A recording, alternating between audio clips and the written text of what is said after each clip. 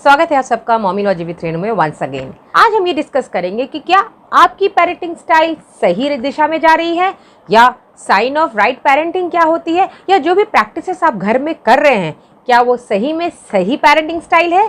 तो चलिए आज इस वीडियो को आप पूरा देखिए एंड प्लीज़ मेरी इस मेहनत के लिए एक लाइक जरूर दीजिए ताकि मेरी ये मोटिवेशन हमेशा बने रहे। सबसे पहला पॉइंट है, अगर आप अपने बच्चे में ये नोटिस करते हैं कि आपका बच्चा आपके पास आके रेंज ऑफ इमोशंस आपको दिखाता है, अगर वो खुश है तो खुशी आपके साथ शेयर करता है, अगर कोई घटना ऐसी बाहर हुई जो उसे बहुत ही सरप्राइजिंग लगा वो भी आपके साथ शेयर करता है, कभी किसी बात से वो हर्ट हुआ है फ्रेंड के साथ खेलते हुए तो वो भी आपके साथ आके शेयर करता है, तो you are a lucky parent. आपका बच्चा आपके सामने रेंज ऑफ इमोशंस शो कर रहा है। तो इसका रीज़न क्या है? इसका रीज़न ये है कि बच्चा आपका आपके सामने सिक्योर फील करता है। उसे कभी स्टॉप मत कीजिए, उसे जो भी आ रहा है दिल में बोलने दीजिए। आपको नहीं पता कि आप इस तरह से उसको कितना बड़ा हिम्मत दे रहे हैं और उसके राइट गाइडेंस और राइट कोचिंग में कितना बड़ा गाइडेंस प्रोवाइड कर रहे हैं। क्योंकि अगर बच्चा आपके सामने एक्सप्रेस कर पाएगा, इसका मतलब इन फ्यूचर ऑल से आपसे कोई बात नहीं छुपाएगा। आपके सामने दुख हो, सुख हो, सरप्राइज हो या कोई डर हो, वो सब कुछ आपसे आके शेयर करेगा और that is the place where आप उसको बहुत अच्छे से गाइड भी कर पाएंगे और उसके साथ उसकी जर्नी को एंजॉय भी कर पाएंगे। आपका बच्चा जब भी कोई छोटे से छोटा प्रॉब्लम हो आपके पास आता है, मेरी बेटी अभी छोटी है तो मैं उसके प्रॉब्लम्स के बारे में आपको बताऊंगी। अगर वो कोई बिल्डिंग ब्लॉक बना रही है और सपोज वो हमेशा गिर जा रहा है तो शी कम्स टू मी, और मैं बहुत ही हैंड्स ऑन मदर हूँ। मैं जो भी काम कर रही हूँ उस समय मैं तुरंत वो काम को वहीं पर स्टॉप करती हूँ और फिर मैं उसके काम को देखने जाती हूँ।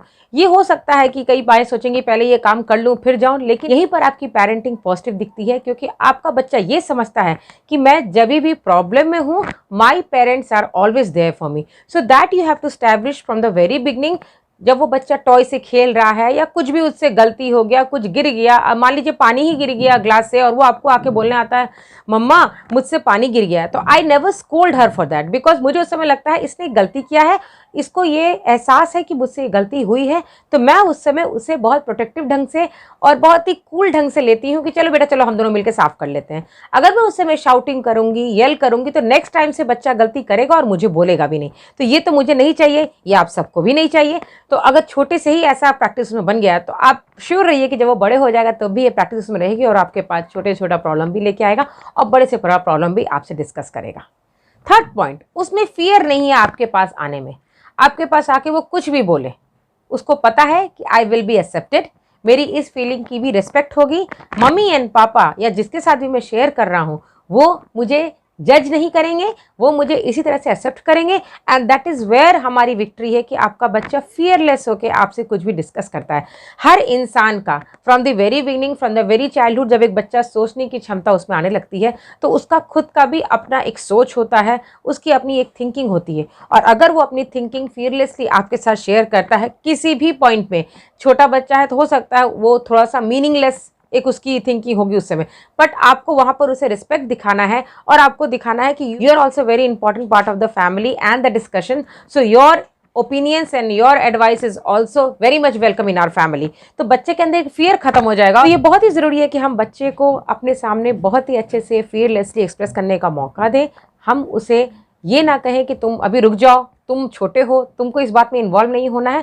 उसे अपने आप को पूरा बोलने दीजिए, अपना लिसनिंग की कैपेसिटी डेवलप कीजिए, आप उसे पूरा सुनिए। हो सकता है कि उस समय उसकी बात बेसलेस है या उस समय उस रिलेटेड टू टॉपिक नहीं है, बट स्टिल आपने जो उसे सुना वो लॉन्ग वे जाता है। और अगर आप ये कर रहे हैं तो you are on the right track. अगर आप अपने बच्चे के इंटरेस्ट में, हॉबीज़ में, कुछ भी चीज़ में आप उसके साथ इन्वॉल्व होकर रहते हैं एज पेरेंट, तो आप बिल्कुल ही राइट वे ऑफ पेरेंटिंग की तरफ जा रहे हैं। इन्वॉल्वमेंट से जुड़ा हुआ मेरा एक और भी वीडियो है, अगर आप चाहें तो उस वीडियो को जरूर चेकआउट करेंगे। मैंने उसमें बताया है कि इन्वॉल्वमेंट क्यों ज़रूरी है और बच्चे के लिए कितना बड़ा रोल प्ले करता है उनके फ्यूचर डेवलपमेंट के लिए। सपोज आपका बच्चा प्ले डो से खेलने का शौकीन है और आप भी उसके साथ बैठ के डिफरेंट तरह की चीज़ों को आप बनाते हैं, तो बच्चे के अंदर एक बहुत ही ज़्यादा सेल्फ कॉन्फिडेंस डेवलप होता है कि ये चीज़ बहुत ही इंपॉर्टेंट है, इसको मम्मा या पापा भी इक्वली इंपॉर्टेंट समझते हैं।